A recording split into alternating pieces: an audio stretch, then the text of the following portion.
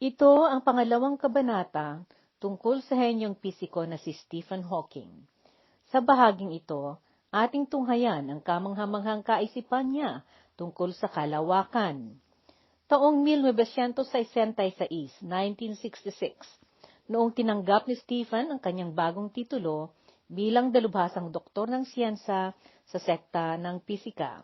Ito ang taon na siya nagtapos bilang doktor ng filosofiya at dalubhasa sa pisika o physics. Naging tanyag at lumaganap ang kanyang ginawang publikasyon ng kanyang isinulat tungkol sa mga propiedad ng lumalawak na universo o properties of expanding universe. Mula sa taong ito, 1966, 1966, nakikolaborasyon si Stephen sa isang siyentipiko na examiner, na nasa itaas niya sa paksa ng kosmolohiya o cosmology. Ito si Roger Penrose. Kapwa at nagsama silang nag-aral, nanaliksik at naghalughog para sa teorya tungkol sa pinanggalingan ng universo o origins of the universe. Pinag-aralan at pinag-isipan nila ang dating teorya noon ni Albert Einstein na teorya tungkol sa karaniwang grabidad o Theory of General Relativity. Ang kaisipang ito ay nagmumungkahi na ang espasyo at panahon o space and time ay nagsimula sa pagkakaroon ng universo at kung ganoon, ito ay hahantong sa black holes o itim na puyong buslot o itim na walang hangganang butas.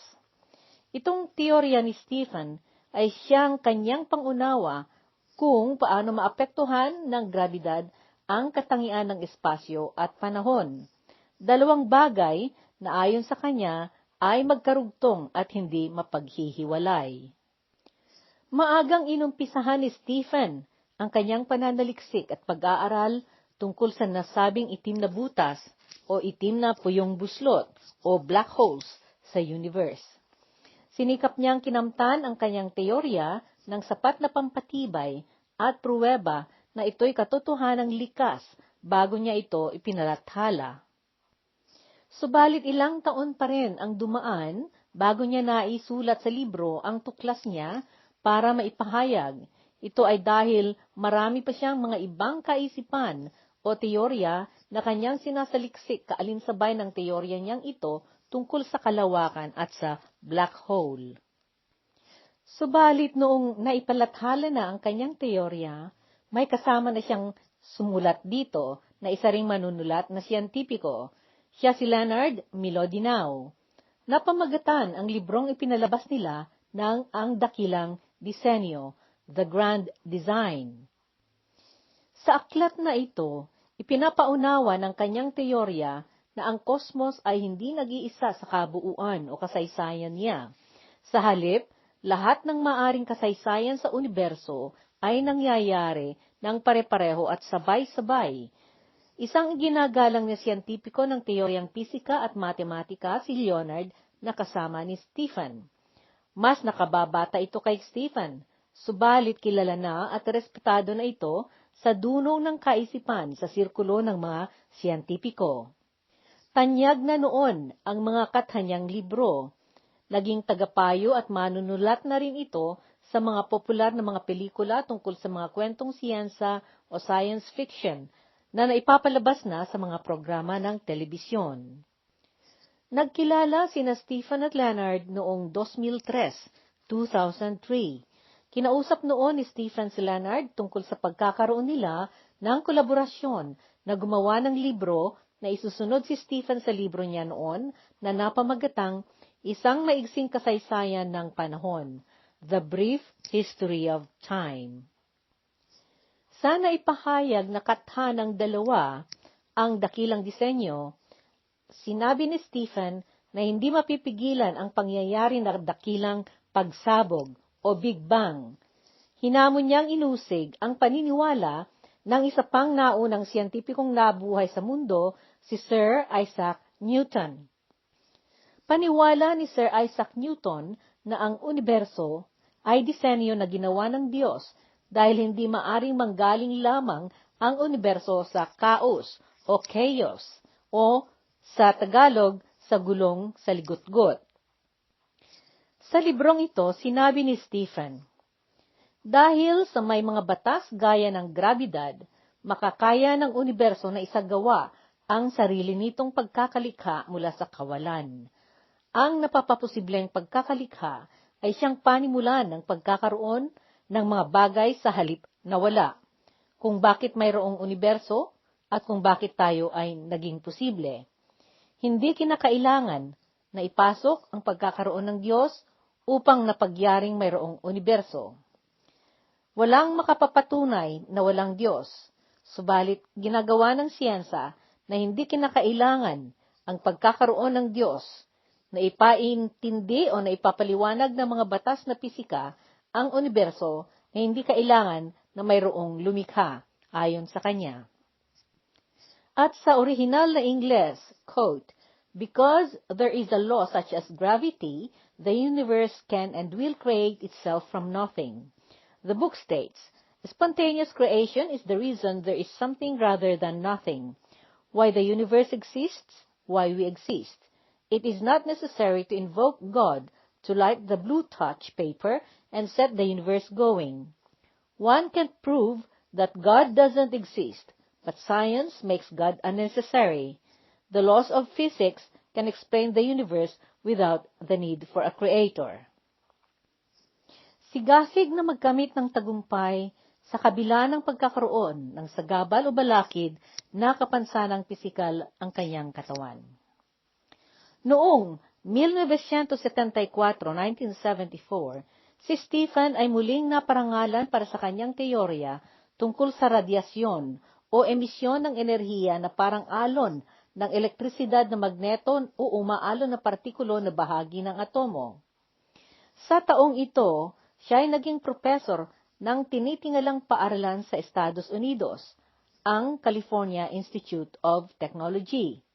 Nagpatuloy ang kanyang masinsinang pag-aabanse ng siyensa pisika sa pamamagitan ng kanyang mga bagong diskubre tungkol sa mga maaaral at kaalaman sa labas ng kalawakan.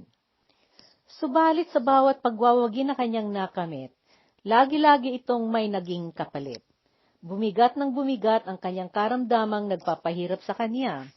Noong una, kinailangan niya ang baston at kasabay ito ng kanyang pagbulol hanggang sa tiyempong ang kanyang pamilya at mga pinakamalalapit na kaibigan na lamang ang nakakaintindi sa kanyang pananalita. Sumunod doon ang kanyang pangangailangan ng tulong kapag siya'y babangon sa kanyang higaan. Sa tiyempong iyon, hindi na rin niya nakakayanang isubo ang kanyang sariling pagkain dahil sa palalim ng pagbigat ng kanyang karamdaman. Gayunpaman, masigasig pa rin nagpursige si Stephen. Hindi niya pinayagan na talunin ng kanyang kapansanan ang kanyang pananaliksik, pag-iisip at pag-aaral. Subalit, kinailangan na niyang gumamit ng wheelchair. Hirap na hirap man noon ng kanyang pisikal ng katawan, nagpatuloy namang malinaw at napakatalas ang kanyang pag-iisip, lalo namang lumaki ang paggalang sa kanya ng maraming mga iginagalang na siyentipiko at mga dalubhasa na nasa mga matataas na tungkulin sa mga malalaki at respetadong mga paaralan. Noong 1979, naatasan siyang umupo sa pinakamataas na posisyon ng guro sa siyensang pisika sa buong mundo. Ang posisyong ito ay ginagawad sa siyentipikong nangunguna sa katangian at may pinakamataas na dunong sa matematika. Si Stephen ay naging profesor ng matematika sa Universidad ng Cambridge. Itong posisyon ng pagkaprofesor ng matematika sa Cambridge ay tinataguriang Lucasian, at ito ay siyang pinakamataas na maigawad na karangalan sa karunungan sa buong daigdig. Ang posisyong ito ay nilikha ni Henry Lucas na miyembro ng Parlamento para sa Cambridge noong 1663. Ito ay opisyal na pinatibay ni Haring Carlos na ikalawa o King Charles II ng Inglaterra sa sumunod na taon, noong 1664. Isa sa mga sinundan ni Stephen na naging professor na location si Isaac Newton, isang henyo na siyentipiko at inventor. Marami pa ang mga sumunod na parangal na nakamit ni Stephen mula sa mga matataas at mga pangunahing mga universidad, mga tanyag at mga piling-pili na mga lupon sa sosyedad ng akademya sa kanlurang bahagi ng mundo. Para namang nanunukso ang kapalaran sa kanya dahil kaalinsabay ng mga natatanggap niyang mga biyaya at karangalan, lalo namang bumilis ang pagbigat ng kanyang karamdaman. Noong 1985, napulmuan niya si Stephen at kinailangan na mabutasan ang kanyang lalamunan. Naisasagawa ito sa operasyon na tinatawag na tracheotomy upang maigawan ng pagdadaanan ang hangin na tutulong sa kanyang paghinga sa kanyang lalamunan. Ang prosesong ito ang naging dahilan ng tuluyan ng pagkasira ng boses ni Stephen. Sanhin nito, nagpeligro rin ang kanyang kakayahang magtrabaho. Kinailangan niya ang nurse na makakakayang magsilbi sa kanya ng bawat oras at mag-asikaso sa kanya ng araw-araw. Sa sumunod na taon, noong 1986, nagawan ng paraan na ang kanyang pagbigkas sa salitang kanyang gustong ipahayag ay maaaring intindihin at ito ay sa pamamagitan ng paggamit ng instrumentong voice synthesizer. Ito ay isang modernong instrumento na inimbento upang ito ang babasa sa mga isusulat niya sa kanyang computer. Sa instrumentong ito, may tinatawag na pinakaharap na tinatawag na screen at dito lalabas ang mga iba-ibang mga salita na pagpipilian ni Stephen ng mga salitang gagamitin niyang pag-eksplika sa kanyang gustong ihayag na kaisipan at ideya. Ang mga ito ang ibabasa ng computer na gamit ang boses. Ang sistema ng kanyang paggamit ng computer ay isasagawa niya sa pamamagitan ng pagpindot ng kamay niya sa mouse at igagabay niya ang kursor na lalabas sa mukha ng computer para pipili sa mga salitang angkop at gustuhin niyang ipiliin para sa pakay niyang ipahiwatig. Pipiliin niya ang mga ito sa diksyonaryo na digital ng computer.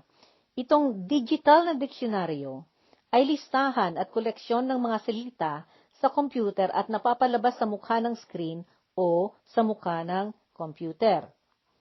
Samantala, ang kanyang wheelchair ay may espesyal na disenyo at sinadya para lamang sa kanya at naangkop sa kanyang mga pangangailangan. 4 na taon na ginawa ng mga inhinyero ang disenyo ng computer para doon sa synthesizer bago nila nilikha ito. Iyong synthesizer ay siyang mekanismo na naglilikha ng parang boses robot na boses ni Stephen. Ginawa ito sa Sweden at ginamitan ng natipon-tipon na iba-ibang bahagi ng teknolohiya mula sa iba't ibang bahagi ng mundo. Nakakayanan ng wheelchair na ito ang magbiyahe ng 20 milya at nakakatakbo ito sa bilis na 8 milya sa isang oras. Kaugnay nito, mayroon ding naitakdang sensor na infrared sa kanyang salamin sa mata at ang sensor na ito ang siyang babasa sa bawat galaw ng kanyang pisngi. Ang boses na napalabas ay pinalabas ng siyentipiko na si Dennis Klatt. Ibinatay niya ang boses robot na ito sa totoong boses noon ni Stephen. Tinagurian na nila itong sistema ng boses ni Stephen na Call Text 500. Patuloy naman noon ang paglala ng kapansanan ni Stephen. Kinailangan na iniba niya ang kanyang paggamit sa mekanismong nalikha na computer na tumulong para maihayag niya ang kanyang kaisipan sa pamamagitan ng paggamit pa rin niya ng mga salita sa computer. Hindi nagtagal at mata na lamang niya noon ang maari niyang mapagalaw na pangkontrol sa kanyang pagsulat sa computer. Bago ito, ang kanyang pisngi pa noon ang kanyang pinapagalaw para gabayan ng computer na magsulat sa kanyang mga gustong ipahayag. Sa mga sandaling iyon, inaabot na ng 1 minuto ang pagkakasulat niya ng isang salita. Dahil sa ganitong kabagal at kahirap, Malimit noon na magsalimuot at magsiphayo si Stephen. Ang nakakapagod at napakabagal na sistema ng proseso para maihayag niya ang kanyang kaisipan ay siya rin minsang sanhi ng pagkakawala ng pasensya ng mga tao sa kanya. Madalas siya noong iniiwanang mag-isa. Subalit hindi niya pinayagan ang kanyang pagkatao na madiskurahe sa pag-aaral at pananaliksik. Noong 1988, 1988, inilathala niya ang kontrobersyal niyang libro na pinamagatan ng Maigsing Kasaysayan ng Panahon magmula sa dakilang pagsabog hanggang sa itim na puyong buslot, o sa Ingles, A Brief History of Time from the Big Bang to Black Holes. At sa laking gulat niya noon, itong libro ng kosmolohiya ay naging tanyag at nagustuhan ng publiko. Naglaganap ang tungkol dito sa buong sandaigdigan. Umabot sa mahigit sa 1 milyon ang mga librong na imprenta at bumenta. Sa kabila ng paglala ng kanyang estado, hindi naging rason ito upang hindi niya pinagsikapang kamtan ang kanyang mga ninais na gawin. Naglakbay pa ito sa iba-ibang nasyon. Sumakay pa siya sa submarino at naranasan pa niya ang sumakay sa tinatawag na G-Force One. Ang G-Force One ay isang malaking eroplano na ang looban nito ay nagawang parang totoong looban ng kapsula ng raketa na pangkalawakan. Ang mga katangiang tampok nito ay gaya ng behikulo na sinasakyan ng mga astronoto na ipinapadala upang manaliksik sa kalawakan. Walang grabidad sa looban nito. Noong 2007, 2007, naghangad si Stephen na makasubok na makaranas ng kawalang bigat sa loob ng isang behikulo. Naisagawa ito para sa kanya sa isang Boeing 727 na malaking eroplano. Ang looban noon ng Boeing na ito ay ginawang parang vacuum o bahagi ng kalawakan na walang grabidad. Ito ang katangian ng looban ng raketa na naipapadala at lumulutang sa kalawakan. Nagawang mangyari ito sa pamamagitan ng disenyo at paggamit ng mga espesyal na mga gamit. Si Stephen, ang unang quadriplegic na nakaranas ng pagkawalang bigat noon na sumakay dito sa nasabing eroplano na tinatawag din noong Vomit Comet. Ito ang G-Force One. Tungkol sa kanyang eksperyensya, sinabi ni Stephen, "Gusto kong ipakita sa mga tao na hindi sila mahadlangan ng mga karamdaman o kapansanan ng kanilang pisikal na katawan, basta lamang hindi patatalo ang kanilang espiritu." Naging lubos noon ang tuwa at ligaya ni Stephen sa naranasan niyang pakiramdam. Totoong kalayaan ang naging turing niya noon dito. Ang sabi niya, "Naging Superman ako ng ilang minuto." Ang proyektong ito noon na kanyang pagsakay sa behikulong ito na G-Force One ay inisyatibo ng isang pribadong korporasyon.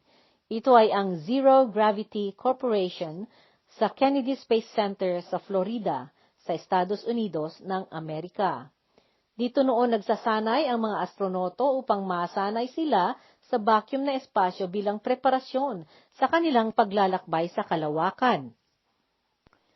Ang mga nakakaswerteng makaranas nito ay makaramdam ng parang pagkahulog ng 25 segundo at pagkatapos ay unti-unti silang aangat na lulutang mula sa ibaba at paitaas. Ang maniobrang ito ay mangyayari habang ang eroplano ay mabilis na bubulusok paibaba mula sa kaitaasang bahagi ng kalangitan. Isasagawa ng eroplano ito pagkatapos ng mabilis niyang pag-akyat na pailan lang. Sa kanyang mabilis na pag-akyat, ito'y parang palaso sa anggulo na 45 degrees hanggang sa makarating ito sa punto o level na 32,000 talampakan o 9,750 metro mula sa lupa. Sa sandaling pumapaitaas ang behikulo, makaramdam ang pasahero ng parang paghatak sa puwersa na 1.8 na G o 1.8 G. Ang G ay siyang sukat ng puwersa ng grabidad. Pagkarating sa puntong ito ng kaitaasan, maglilimpya o sasadsad na palimpya ang eroplano at sa puntong ito, dito mawawala ng grabidad. Magtagal ng 25 hanggang 30 segundo lamang na mawala ng grabidad ang loob ng behikulo. Ito ang karanasan na maahalintulad sa mangyayari sa loob ng raketa na papunta sa kalawakan. Ang kawalan ng bigat na mararanasan ng pasahero sa sitwasyong ito ay maihalintulad sa tinatawag na free fall. Ito ang mararamdaman ng tao na tatalon mula sa sasakyang panghimpapawid habang nasa kaitaasan o magpahulog mula sa kalangitan bago bumuka ang kanyang parakayda o parachute. 26 ng Abril 2, 2007 noon, nagkaedad na noon si Stephen ng 65. Kasama niya noon ang kanyang 4 na doktor at 2 nurse na nag-aalaga sa kanya na lumasap ng karanasang ito, ang kawalang bigat sa loob ng G-Force 1. Sinadyan siyang ginawan ng kwarto na emergency sa loob ng eroplano noong sila ay nagbiyahe. At gaya ng inasahan nila, nakaranas sila ng walang grabidad sa loob ng eroplano at lumutang ang anumang bagay na hindi nariyandahan. Sa kanyang naranasang kawalan ng grabidad, 4 na minuto noon itong sandaling naging lubos ang kanyang naramdamang kalayaan sa kanyang paglutang na naihiwalay siya sa kanyang wheelchair. Hindi niya noon mabigkas ang kaligayahang kanyang naramdaman dahil 40 taon siya na naka-wheelchair. Nakamtan niya ang isang pinangarap niya, itong pakiramdam na nasa kalawakan siya at ito ay tinatawag na parabolic flight. Ito ay dahil sa tulong at kagandahang loob ni Peter Diamandis na siyang may-ari ng kumpanya na Zero Gravity. Iniayos ni Peter Diamandis noon ang mga kakailanganing legal na proseso upang mabigyan si Stephen ng pagkakataon na maisakay siya sa G-Force 1 at makaranas ng parabolic flight. Ito ay dahil noong una, hindi pumayag ang Federal Aviation Administration ng Estados Unidos na payagan si Stephen na sumakay dahil sa kanyang estado na paralitiko at dahil sa karamdaman niya. Pagkatapos niyang sumakay sa G-Force 1, sabi ni Stephen, "Ang wari ko, ang pagpapatuloy ng buhay ng tao ay nababatay sa kanyang abilidad na maghanap bago niyang tahanan sa kalawakan dahil sa lumalaking panganib ng sakuna na sisira sa lupa. Gusto kong maipaalam sa publiko tungkol sa paglalakbay sa kalawakan. Nakatayo tayo sa bingit ng pangalawang panahon ng nuklear at panahon ng hindi inaasahan at walang kaparis na pagbabago ng klima," ang sabi niya. Habang siya'y buhay, pinayagan niya ang kanyang boses at ang kanyang persona na nagamit sa mga serye sa telebisyon at naging host o punong abala pa ito sa seremonya sa isa sa mga programa sa telebisyon. Noong taon 1209 o 2009, naatasan siyang maging direktor ng pananaliksik sa Departamento ng Applied Mathematics and Theoretical Physics sa Universidad ng Cambridge. Departamento ito na nauukol sa matematika at siyensa pisika. Sa laon ng kanyang pagiging siyentipiko ng kosmolohiya o pagiging kosmologo, pinag-aralan ni Stephen ang mga pangunahing batas na gabay ng mosyon o galaw sa kalawakan at mosyon sa universo. Ipinaknukala niya na dahil ang universo at kalawakan ay may hamon na ito ay mayroong pinagsimulan, ito ang tinataguriang teorya ng dakilang pagsabog o Big Bang Theory. Marahil, ayon sa kanya, nasa gayon ay mayroon ding pagtatapusan. Itong kaisipan ang siyang nagpasimuno sa kaisipang black hole o itim na buslot o itim na puyong buslot. Walang makakaalpas na bagay mula sa kaunggan ng itim na buslot o black hole, kahit paliwanag. Ito ang teorya na klasiko ukol sa black hole. Subalit sa teorya na quantum na nagsasabi na ang universo ay alon, maaaring umalpas ang enerhiya at impormasyon mula sa kaunggan ng black hole. At gaya ng sinabi ng mga siyentipikong sumunod sa kanya na nang-aaral at nananaliksik sa teorya ukol sa mga bagay-bagay sa labas ng kalawakan, ang iniwanang pamana ni Stephen na kaisipan ay ang kanyang pagtuturo sa pinakamahalagang muog at pundasyon ng pananaliksik ukol sa teorya ng pagkakaroon at pagkakayari ng lahat ng bagay. Ipinagpatuloy ni Stephen ang kanyang sigasig at pamumuno sa pagsulong ng teoryang pisika at ginawa niya ito sa hindi kapanipaniwalang bilis. Siya ang tumuklas at naglikha ng bagong daan ng karunungan at pag-aaral upang maunawaan at maliwanagan ang katuturan ng quantum mechanics sa universo. Ang teoryang ito ay pagpaunawa kung paano gumalaw ang universo sa kaliit-liitang partikulo o sa mga bahaging mas maliliit pa sa atomo. Itong panghahalintulad ang siyang pinagsimulan ng pagkakaroon ng bagong pag-iintindi sa mosyon sa universo. Itong bagong pagpapaliwanag ay tinatawag na quantum cosmology o quantum na kosmolohiya. Sa teoryang ito na quantum na kosmolohiya, ipinapahayag nito na ang universo ay gumagalaw na parang alon. Sa pag-aaral at pagpapaliwanag tungkol sa mosyon at interaksyon ng mga maliliit na partikulo o quantum mechanics ay ginagawa sa pamamagitan ng ekwasyon na matematika.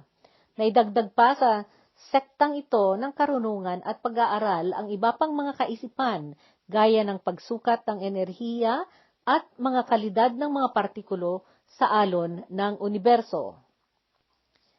Sa kaisipan ni Stephen, sinabi niya, walang nakakatakas na bagay kahit pailaw mula sa itim na buslot o black hole. Subalit sa teorya ng quantum na nagsasabi na ang universo ay isang alon, maari na ang enerhiya at impormasyon ay makatakas mula sa black hole. Sa ibang dako, sa paglipas ng mga araw noon, lumalang-lumala na ang pisikal na karamdaman ni Stephen at humirap na ang kanyang pagpapahayag ng kanyang kaisipan. Maraming mga matatalinong mga dalubhasa sa teknolohiya ang naglikha at nag-imbento ng mga ibinigay sa kanyang mekanismo upang mapagaan ang kanyang estado at nang sa gayon ay naihahayag pa rin niya ang kanyang kaisipan. Ang mga imbentong mekanismong ito ang siyang nagbigay kakayanan sa kanya na makipag-usap, makipanayam, at magpahayag ng kanyang kaisipan. Ang mga pamamaraang ito ay sinadya upang sa gayon ay mapatagal pa rin ang kanyang pagkabuhay dahil sa panghihinayang sa kanyang walang katapat na pagkahenyo sa sektang ito. Ang mga mekanismong ito ang nagpakaya sa kanyang magtagumpay na gumawa pa rin ng mga libro tungkol sa kanyang mga tuklas na teorya ng karunungan sa siyensa pisika.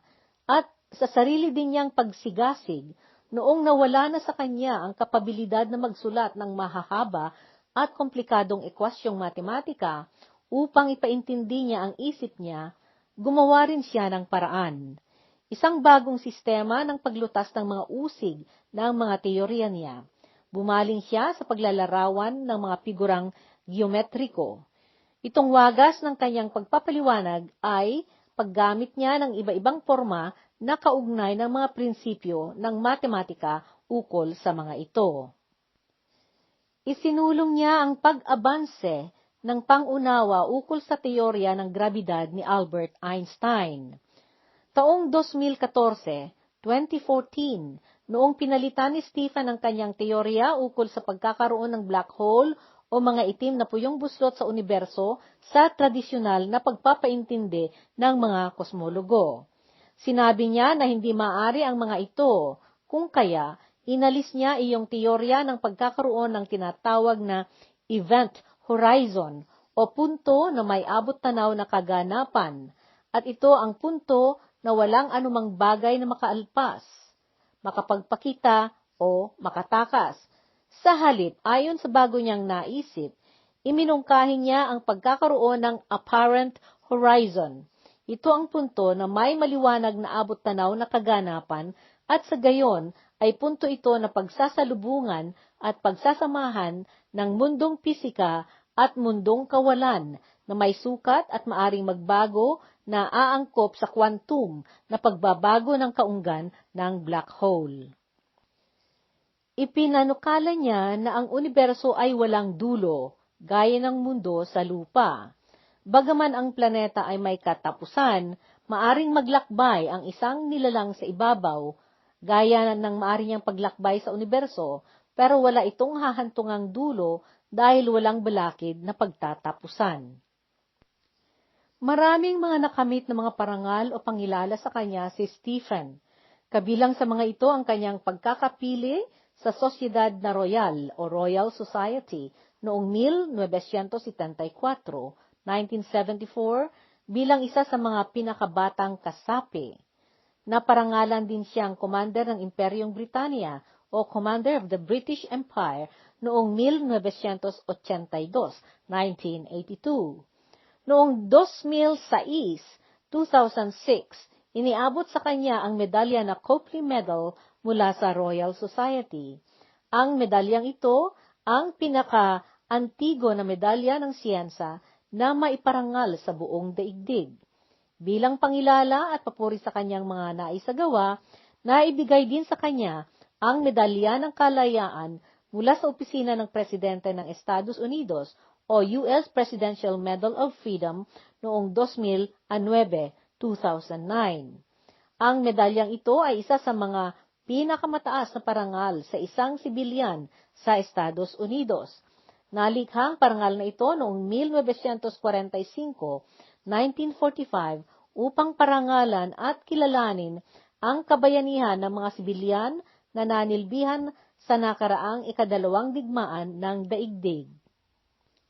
At noong 2013, 2013, pinarangalan siya ng Rusya ng Russian Fundamental Physics Prize. Ang kanyang pagkahenyo ay isang bagay na kinamamanghaan dahil naisulong niyang maisagawa lahat ng mga dakila niyang teorya mula noong nagsimula ang kanyang kapansanan na nagpahirap sa pisikal niyang katawan. Nakakamangha rin na nakayanan niyang mabuhay ng kasing tagal ng kanyang buhay mula noong siya'y taningan ng siyensang medisina ng 2 taon na lamang na pagkabuhay. 21 taon siya lamang noon. Namatay si Stephen noong siya'y nagkaedad ng 76 noong ika-14 ng Marso, 2018, 2018 sa Cambridge.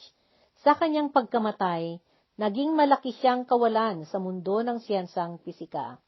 Namighati ang buong komunidad ng mga siyentipiko, pati rin sa labas ng akademya. Maraming tao ang nalungkot dahil ang kanyang nasilayang pagkabuhay niya ay nagpatibay sa katuturan at pagkakaroon ng pag-asa ng isang nilalang. Nailibing ang kanyang abo sa Westminster Abbey sa London, sa Inglaterra. Nailagay ito sa pagitan ng puntod nina Sir Isaac Newton at Charles Darwin, 2 sa mga naunang nabuhay na pinakadakilang henyo sa siyensa sa mundo. Sa tanang buhay niya, nanatili ang lakas at sigla ni Stephen na humarap sa anumang dumating at siya'y lagi-laging tumitingala sa kalangitan na puno ng paghanga sa misteryo nito, ang wika niya. Alalaing tumingin sa mga bituin at hindi sa iyong mga paa. Sikaping bigyang katuturan ang iyong masisilayan at mamangha kung ano ang nagpaposible sa universo na nariyan. Maging mapag-usisa at gaano man kahirap tila ang buhay, mayroon ka laging bagay na magawa at pananagumpay. Mahalaga na hindi ka basta na lamang susuko. At sa Ingles, quote, "Remember to look up at the stars and not down at your feet. Try to make sense of what you see and wonder what makes the universe exist. Be curious, and however difficult life may seem, there is always something you can do and succeed at. It matters that you don't just give up." Unquote. Isa pa, ang sinabi niya, sa loob ng milyon-milyong mga taon ang sangkatauhan ay nabuhay na animo hayop. Pagkatapos may naganap na nagpalabas sa puwersa ng imahinasyon. Natutunan natin ang magsalita at natutunan natin ang makinig. Pinakaya ng pananalita ang pagkakaroon ng komunikasyon ng mga kaisipan na siyang nagbigay kakayahan sa mga tao upang magsama-samang gumawa ng dati ay imposible. Ang pinakadakilang tagumpay ng taong nilalang ay dumating sa pamamagitan ng pananalita, at ang pinakamalaking kabiguan ay ang hindi pananalita. Hindi kailangang ganito. Ang pinakadakila nating mga ninasa ay maaring magkatotoo sa hinaharap. Sa pagkakaroon ng teknolohiya na ating magamit, ang may posibilidad na mangyari ay walang hangganan. Kailangan lamang natin ang maniguro na tayo ay palaging nagsasalita. At sa Ingles, quote, "For millions of years, mankind lived just like the animals. Then something happened which unleashed the power of our imagination. We learned to talk and we learned to listen. Speech has allowed the communication of ideas, enabling human beings to work together to build the impossible. Mankind's greatest achievements have come about by talking, and its greatest failures by not talking. It doesn't have to be like this. Our greatest hopes could become reality in the future. With the technology at our disposal, the possibilities are unbounded. All we need to do is make sure we keep talking." Unquote. Dito magtatapos ang ating kwento tungkol sa dakilang pisiko na si Stephen Hawking. Para sa karagdagang kaalaman, mangyaring huwag tantanan ang manaliksik at mang-alam sa mga bagong kaalaman magmula sa patuloy na pagtuklas ng mga tumutubong mga siyentipiko ng tungkol sa kalawakan.